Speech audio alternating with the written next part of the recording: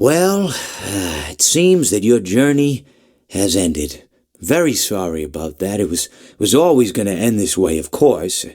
If it weren't by me, it would have just been by some other, terrible thing. Just, you could not imagine how terrible it would be. Just, I get scared thinking about it. I'm glad it's not me. It reminds me of a time I was speaking to my good friend Orville.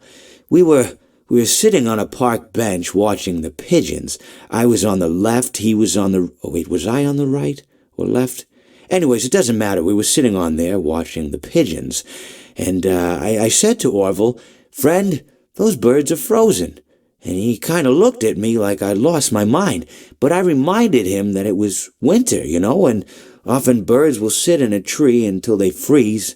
And then they sort of fall to the ground until the sun warms up and they can, move around again. So I said to Orville, "You might as well save those breadcrumbs until the birds thaw, because they can't very well enjoy them in the condition they're in." To which he asked what I meant, and asking what condition the crumbs should be in before he threw them to the birds, assuming that I meant the birds couldn't enjoy the breadcrumbs in the condition that the crumbs were in, when in fact I had meant the birds could not enjoy them in the condition that the birds were in, considering that the birds were frozen. So he took a moment and then threw his last handful onto the ground.